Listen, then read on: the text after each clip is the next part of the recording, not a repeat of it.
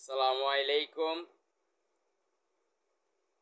যারা ইসলামী আন্দোলন বাংলাদেশ এবং বাংলাদেশ জামাত ইসলামীকে নিয়ে যত সমালোচনা করবেন, এটা ইসলামী আন্দোলন বাংলাদেশ এবং বাংলাদেশ জামায়াতে ইসলামীর জন্য একটা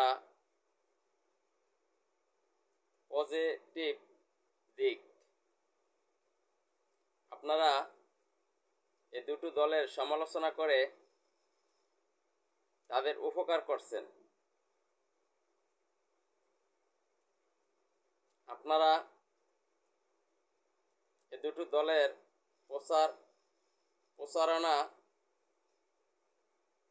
চালিয়ে যাচ্ছেন এবং আমি আপনাদের নিকট আহ্বান জানাই, ইসলামী আন্দোলন বাংলাদেশ এবং বাংলাদেশ জামাত ইসলামীকে নিয়ে আপনারা যত পারেন তাদের বিরুদ্ধে বলবেন, কোনো সমস্যা নাই। যত তাদের বিরুদ্ধে বলবেন তত তাদের উপকার হবে, ভালো হবে, আপনাদের ক্ষতি হবে।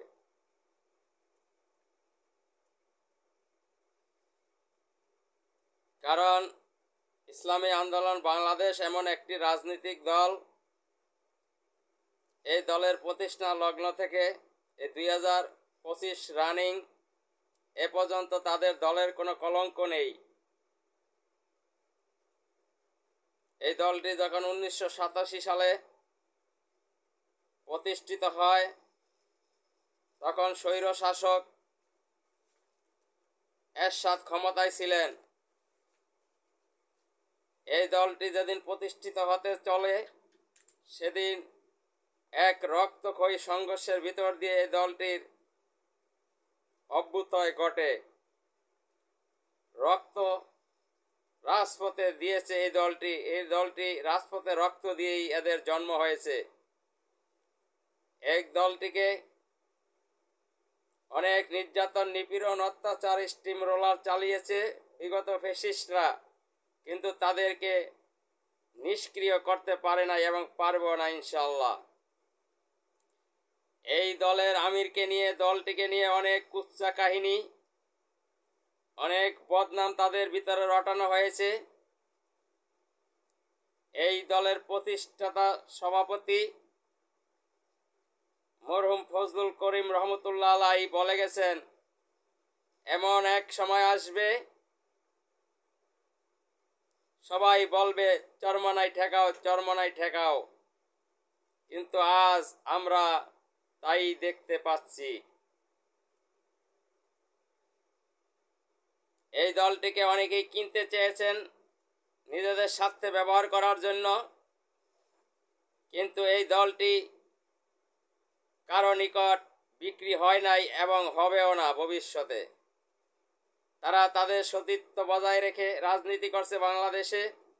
ইসলাম দেশ ও মানবতার কল্যাণের জন্য, দুনিয়াতে শান্তি, আখিরাতে মুক্তির জন্য ইসলামী আন্দোলন বাংলাদেশ সব সময় এদেশের খেটে খাওয়া মানুষের নিকট ইসলামের দাওয়াত পৌঁছিয়ে দিচ্ছে এবং দিবে। তাদের ভিতরে দুনিয়ার লোভ লালসা নেই। তারা রাজনীতি করে মানুষের কল্যাণের জন্য, দেশের কল্যাণের জন্য, দুনিয়াতে শান্তি, আখিরাতে মুক্তির জন্য তারা এই দাওয়াতি কাজ পরিচালনা করে আসছে। এটা ইসলামী আন্দোলন বাংলাদেশের রাজনীতি হচ্ছে ইবাদত, নামাজ, হজ, যাকাত, রোজা, ইসলামের হুকুম আহকাম যেগুলো ফরজ করা হয়েছে, ইসলামী আন্দোলন করা প্রত্যেকটা মুসলমানের উপরে ফরজ। ইসলামী আন্দোলন করা প্রত্যেকটা মুসলমানের জন্য ফরজ। এই দাওয়াত বাংলাদেশের প্রত্যেকটা জনগণের ঘরে ঘরে পৌঁছিয়ে দিতে হবে। এই জন্য ইসলামী আন্দোলন বাংলাদেশ মেহনত করে যাচ্ছে। অনেকে বলে থাকেন ইসলামী আন্দোলন বাংলাদেশ এত বছর রাজনীতি করে তাদের কোনো এমপি কি ছিল নি, তারা একটা আসনও লাভ করতে পারেন নাই। 1971 সালের পর থেকে এই 2025 সাল পর্যন্ত বাংলাদেশে একটা গ্রহণযোগ্য, অবাধ, সুষ্ঠু ও নিরপেক্ষ নির্বাচন হয়নি।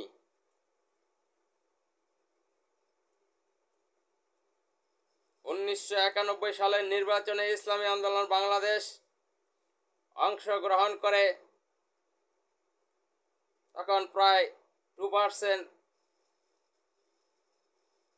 সংখ্যাগরিষ্ঠতা এদেশের জনগণের মতামত তারা পেয়েছিলেন। তারপরে যে নির্বাচনগুলো হয়েছে সব জালিয়াতির মাধ্যমে হয়েছে।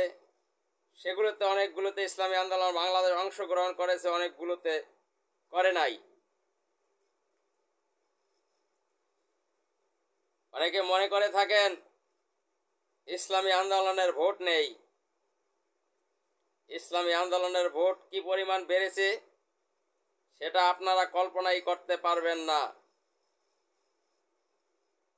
ইসলামী আন্দোলন বাংলাদেশের এমন এমন আসন আছে যেখানে এখন 30-40%, 45% তাদের জনসমর্থন রয়েছে। সারা বাংলাদেশে ইসলামী আন্দোলন বাংলাদেশের সমর্থন রয়েছে। ইসলামী আন্দোলন বাংলাদেশের এখন একটা গণ জোয়ার এসছে।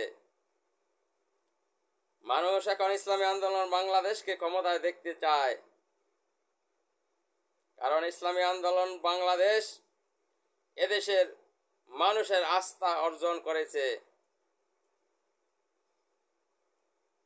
ইসলামী আন্দোলন বাংলাদেশ যদি তাদের নীতি এবং আদর্শ বিসর্জন দিত, তাহলে 1991 সালের নির্বাচনে তাদের দল থেকে ফুল মিনিস্টার হয়ে সংসদে কথা বলতে পারত, কিন্তু তারা নীতি এবং আদর্শ বিসর্জন দেয় নাই।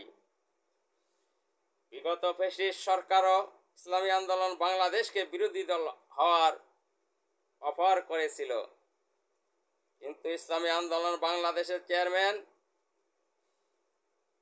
মুফতি সৈয়দ মোহাম্মদ রেজাউল করিম সেই অফার ডিনাই করেছেন।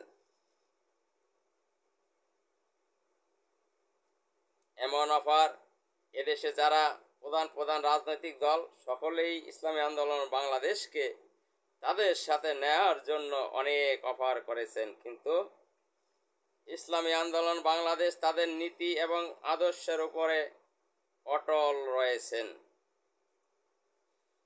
বর্তমানে ইসলামী আন্দোলন বাংলাদেশ এবং বাংলাদেশ জামায়াতে ইসলামী এবং ইসলামের পক্ষের যতগুলো শক্তি আছে সকলকে ঐক্যবদ্ধ করার জন্য পীর সাহেব চরমনাই ঘোষণা করেছেন ইসলামের পক্ষে একটি বাক্স দিবে।